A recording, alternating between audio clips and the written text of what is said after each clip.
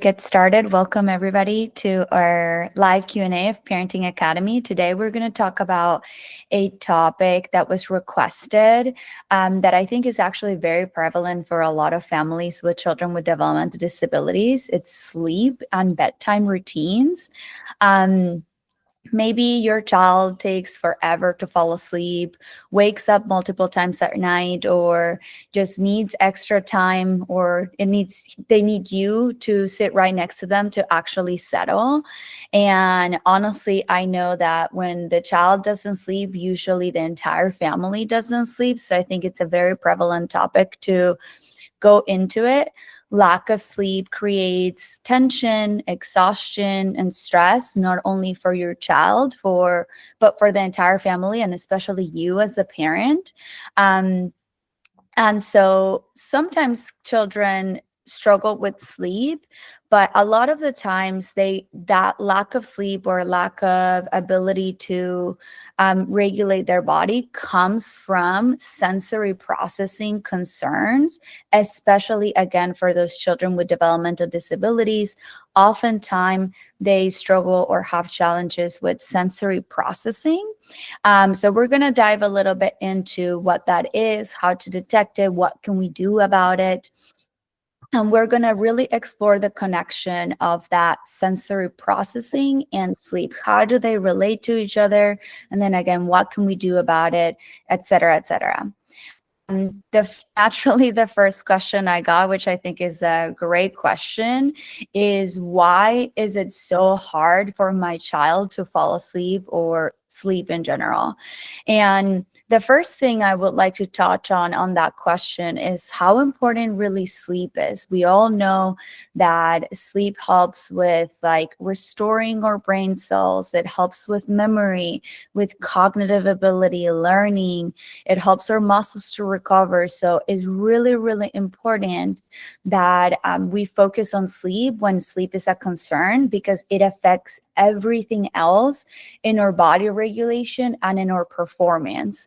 So when sleep doesn't come easily, we really need to understand why that is, right? Why is it so hard for my child to fall asleep? With children with sensory processing challenges, which again are those children with developmental disabilities such as ADHD, autism, rare genetic disorders, intellectual disability, the majority of those conditions come with some sensory processing challenges. That means that there are three possibilities for why your child is not falling asleep. It could be that they are too overstimulated, so they feel everything so much that they're unable to regulate their body. They are understimulated, meaning that they need more input in order for their body to regulate. And the third one is that they're just in go mode all the time and unable to actually shut down their body, which is why their body is not able to like relax and be ready for rest. Think about it like some kids feel just everything more intensely. So, for example, pajamas may feel like they're too much. Some sheets, if they're not like tight to the mattress, or they're loose, they may feel like overwhelming for them. Sometimes even the fan just feels like blaring noise to them, because that is how much and how intensely they feel with their senses.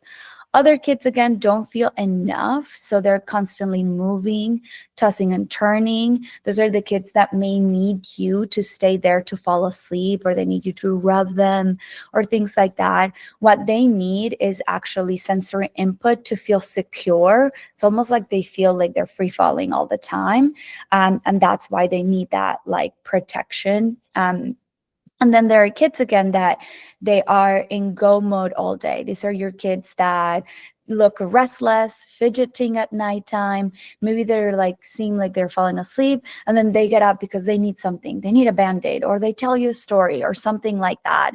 That is because their brain shut off. They're continuously thinking and going on their day. If you've ever laid down at night and you have been thinking about your to-do list, what you're going to have to do tomorrow, what your kids need for school, all of that, that is similar to what your child is experiencing when they are in that go mode, except that you probably have learned the skills and the strategies necessary for you to shut it down and to eventually fall asleep, whereas your kid has not learned those skills yet. So we need to kind of like teach them that. So those are the 3 reasons why your child might have a hard time falling asleep or following a bedtime routine. Those are sensory challenges. And those, even though your child is tired enough, this is when you ask yourself this question of like, he's so tired, why is he resisting sleep? That is why, because it's not necessarily about the tiredness, it's about their ability of their body to regulate and actually be ready to go to sleep. The next question I got was, so how do I know if sensory processing is playing a role in my child's sleep struggles? Like I mentioned, if you see any of those things that I already talked about, of like sensory overstimulation, understimulation, wanting you to be there, getting up for kind of like no reason, or talking about stories, all of those are signs. Other things that you can look out for to see if your child's sleep irregularities are due to sensory processing is when they wake up for any noise, like I mentioned, any fan, or sometimes ticking clock, sometimes when parents stay outside of the room and you see that your child has fallen asleep and within 30 minutes they wake up because they heard you. That's how sensitive they are to those sensory inputs. If they take more than 30 minutes to fall asleep, even though they seem tired, that can be an indicator that their body is not able to relax or actually wind down. They need you in the room to settle. So they need you there to fall asleep. They need you in their bed. They need you touching them. And if you walk out of the room too early, they might scream for you or cry, or even nighttime awakenings looking for you. That is an indicator that they'll probably have some sensory processing challenges. They have discomfort with their pajamas, their sheets, things like that. Lights can wake them up really easily. Even though the lights are off, they may say that it's too bright. That is an indicator of sensory processing. If they move constantly, if they get up,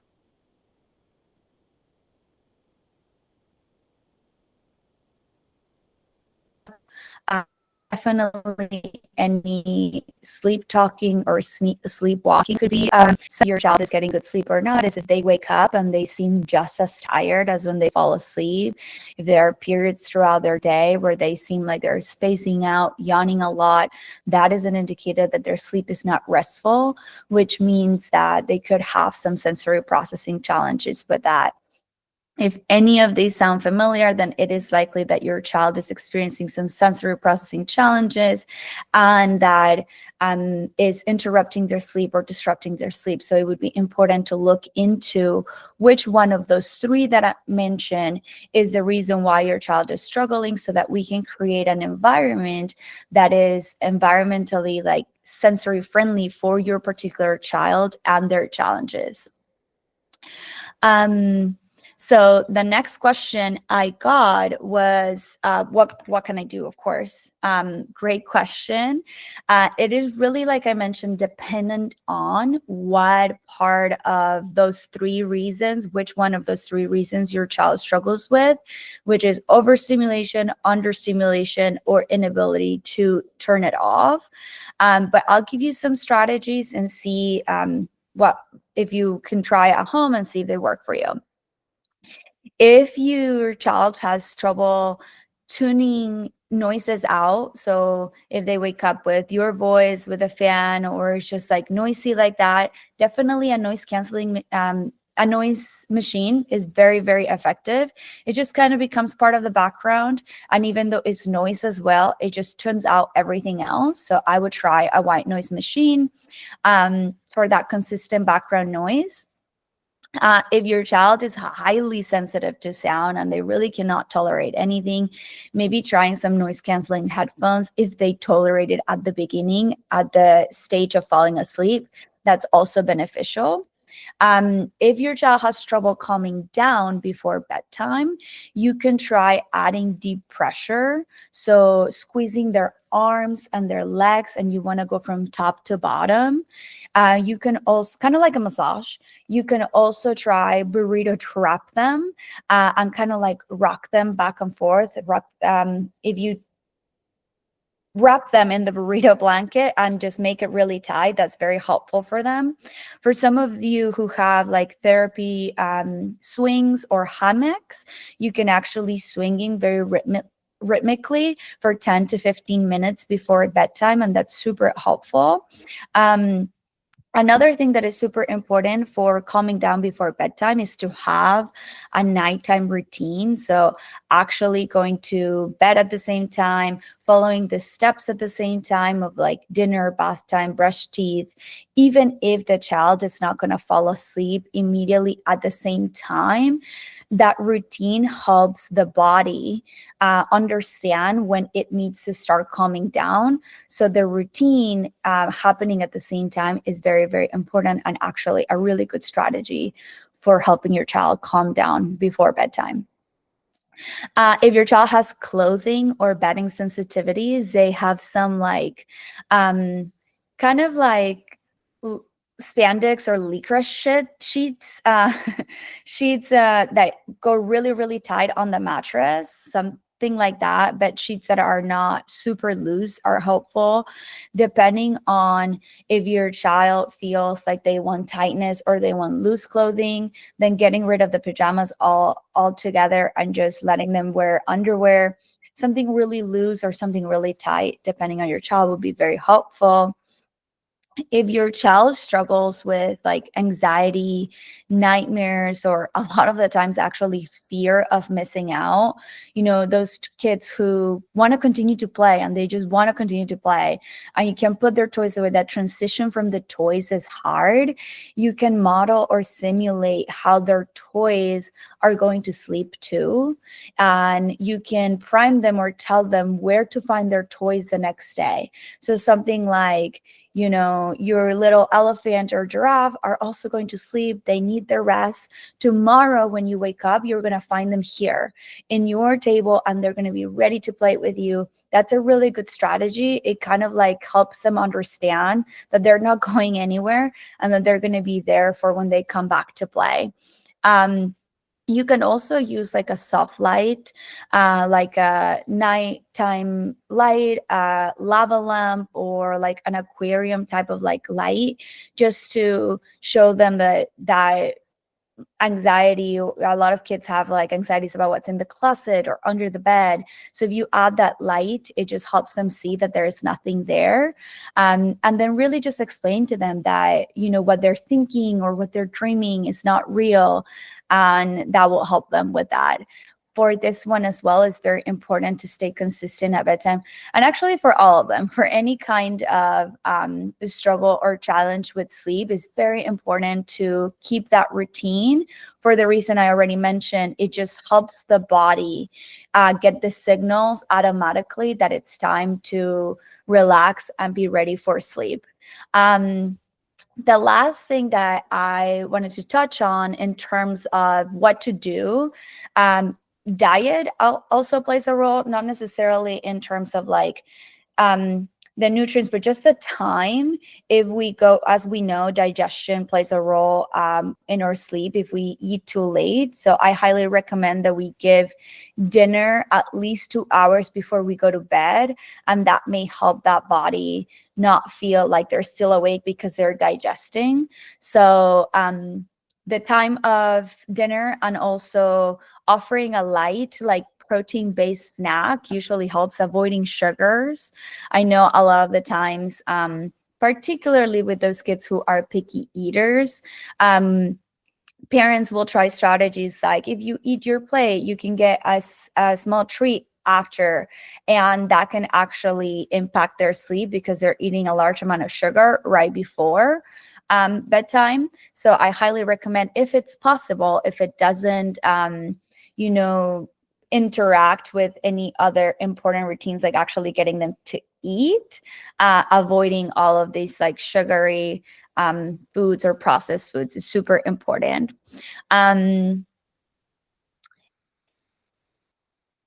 That sums it up in terms of what can I do to help my child, with what strategies to help my child fall asleep and follow those like bedtime routine. I would love to hear some of the questions that we have already in the chat. I'll move on to those. Alec, do you see any of those questions? Can you help me with those?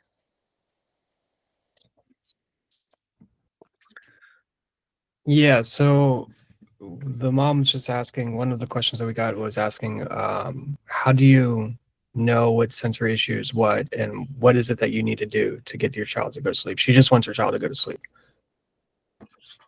Okay, so in order to know what the sensory concerns are or the challenges are, like I mentioned, it's those three. It's overstimulation, understimulation, or inability to shut the body off. What I recommend to know what those challenges are is to keep a journal.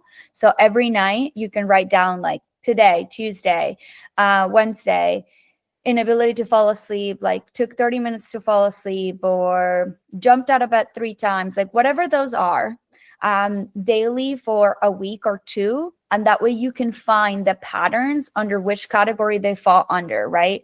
Do they fall under overstimulation, understimulation, or inability to turn the brain off? And then from there, you can pick the strategies that best adjust for that particular reason. And that I would do, and I would suggest you do, to keep a journal. That's how you find out.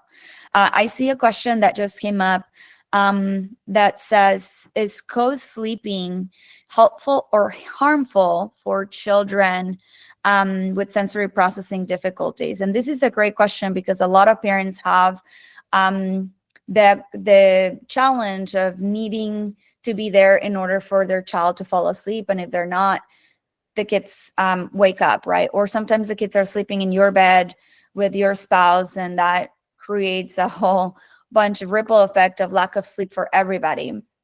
The answer is it depends. It's helpful if your child needs deep pressure or closeness. It's helpful for them because they will sleep better and they will get that rest much better. It's harmful if it disrupts your sleep or prevents your child from learning independent like sleep skills, depending on their age, right?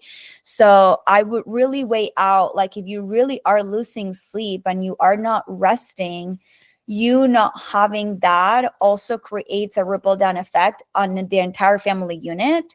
So as an alternative, maybe I would try what could simulate that closeness or that pressure for your child. So trying a body pillow, a weighted blanket, or compression sheets. Weighted blankets are usually recommended to be 7 to 10% of the weight of the child. So just keep that in mind. We don't want to give a 50-pound weighted blanket to a 3-year-old. But trying alternatives to get your child to sleep, so that they don't need you. If they need you to fall asleep or need you to sleep, that is sensory understimulation. So you want to create an environment in which they get that sensory input with any alternative that is not you. That's what I would recommend for that. Great question.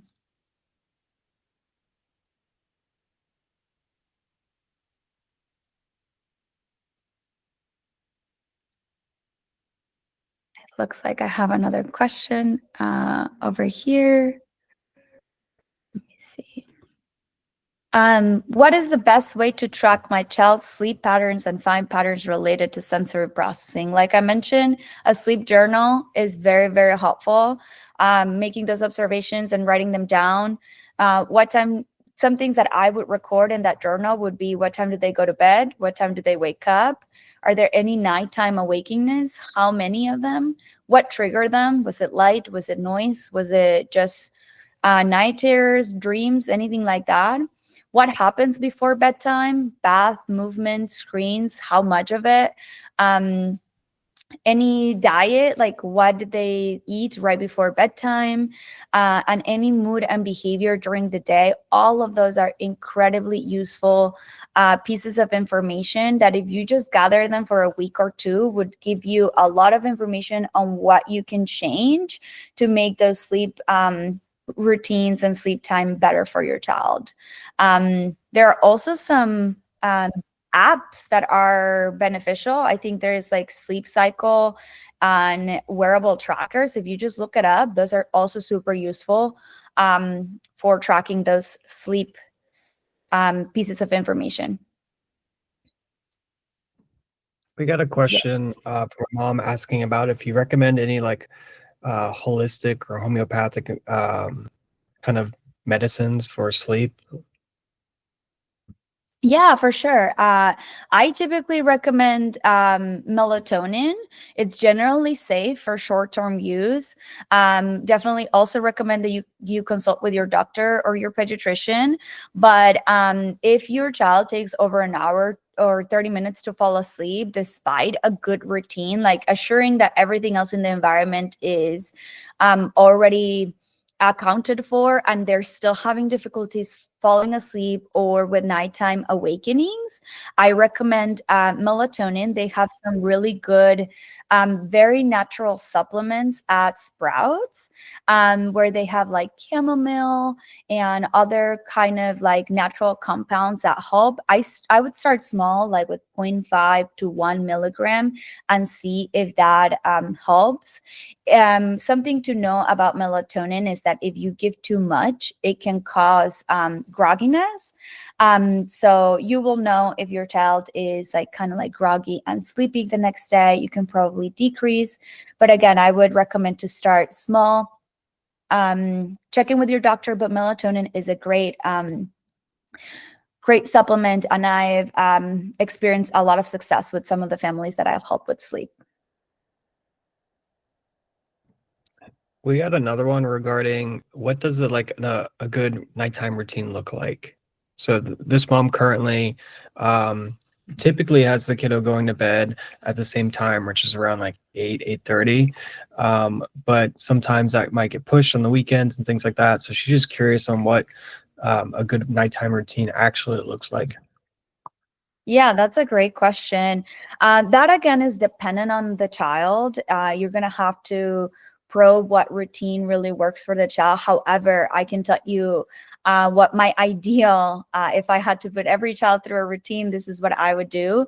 Eat early dinner. So at least 2 to 2.5 hours before bedtime to allow for digestion. Play after dinner. So really focus movement for 45 minutes to an hour. It doesn't have to be really like nothing that overly alters the nervous system, like jumping up and down and all of that, but like really focus. 45 minutes of movement and play would be very beneficial after dinner. Then I would start dimming the lights in all environments that the child is in, so that a lot of our housing these days and screens have that like blue light that really wakes you up. So we really want to dim it to keep them to start triggering the body to know that it's time to rest. Then I will go and brush teeth. I would do this early because brush teeth is usually something that children will resist the most. So the fastest you get it out of the way, the better. Then we'll take a warm bath. Showers can be stimulating because of like the way water hits your body. So I would do a bath over just a shower. Reading books, singing songs, and then lights out. So essentially, eat dinner early, active play for 45 minutes, dim the lights, brush teeth, warm water, read a story, sing a song, lights out. Time to go to sleep. We have another follow-up one here. It's kind of similar, but the mom's asking regarding about screen time. So she typically will give her kiddo an iPad during dinner time, and usually the kiddo will be on the iPad until it's bedtime. And she really has a hard time getting iPad away from the kiddo. There's a lot of protest and tantrums that happen when she does that. Do you have any suggestions on that?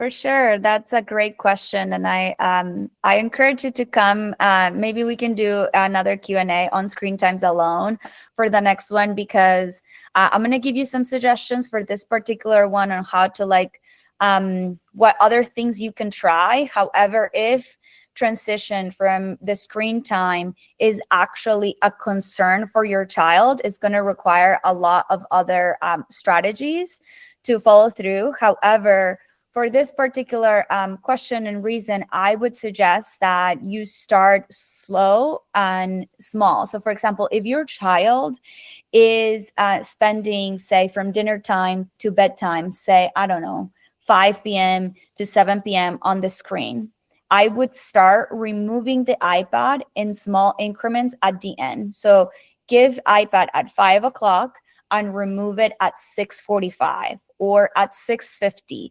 Whatever small change that your child can tolerate that they will not notice, I would start reducing the time of that iPad time and supplement it with something else. So for example, if you remove the iPad at 6:50, for those 10 minutes, you engage with your child doing something alternative. Maybe you start reading a book or singing a song, like I mentioned during for that nighttime routine. Whatever alternative that your child will tolerate that will not cause a behavior, we want to be very cognizant to not trigger a behavior, because the behavior is going to escalate the nervous system, and that kind of defeats the purpose of any nighttime or bedtime routine. It's not really helping the nervous system calm down.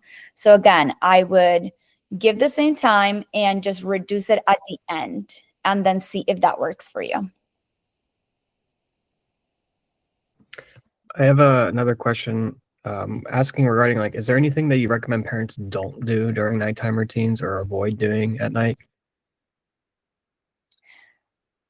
Well, I would what kind of like what I said, screens for sure. I would recommend not doing. I would recommend not pushing the boundary of the child. Again, we really want to try to avoid any type of behavior. So if you know that there are things that trigger your child, I would avoid triggering them. Not because, let's say that your child has a hard time following directions, and that wouldn't be a time to pick a battle with your child just because you really want them to go to sleep. In this instance would be about prioritizing that sleep of the child, so that they have all of the benefits of it. So pushing their boundaries, triggering them, screens, really heightened activities like going to a, I don't know, jumping or running right before bedtime. I wouldn't recommend like a really heavy meal unless you give them time to digest that. Those are kind of like essentially the opposite of what we are talking about, of what you should do, is what I would recommend that doesn't happen, because that doesn't help the body regulate and actually fall asleep.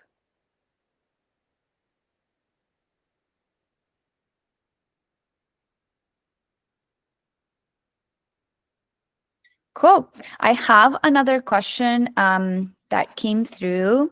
How can I help my child transition to sleeping alone if they have anxiety or sensory issues? Great question. Similar to, the co-sleeping question. I would start with trying those alternatives like a body pillow, that deep pressure, more pillows in the bed, all of that, and then start by sleeping in the room with them for a few nights. Start there, start what will actually help them fall asleep. Then sit next to their bed. So instead of actually laying down with them, stay there, but sit next to them, and then let them fall asleep, let them see you, and slowly fade yourself out. So if you're sitting next to their bed, then add like 2 steps and sit next to their bed, but 2 steps farther away. Then sit by the door. Then sit by the door, but close the door. Slowly, basically fade yourself out until they get used to falling asleep on their own. That's what I would recommend for how to transition them to sleeping alone.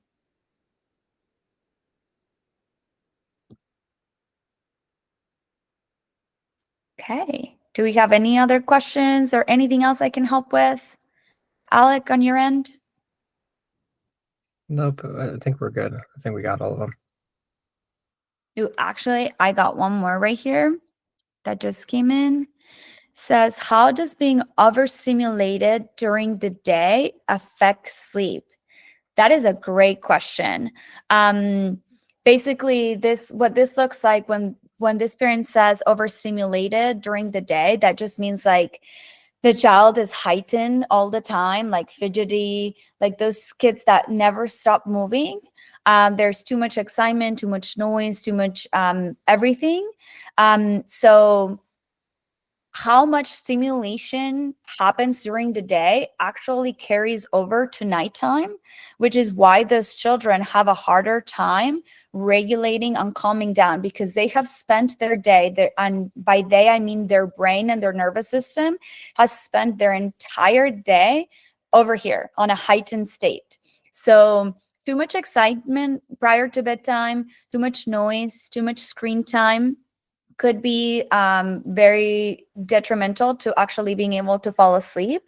So it's really important that throughout the day, if you know that you have a child that can get overstimulated easily, that you provide those times in which they can regulate for calm corners, calm activities, just support them in that calmness throughout their day so that it can make it easier when they come down to bedtime. And then again, following the same protocols, keeping a consistent bedtime routine would be very helpful for that. But I think that's the last question that we had. Thank you everybody for coming, and we'll see you next week for more questions.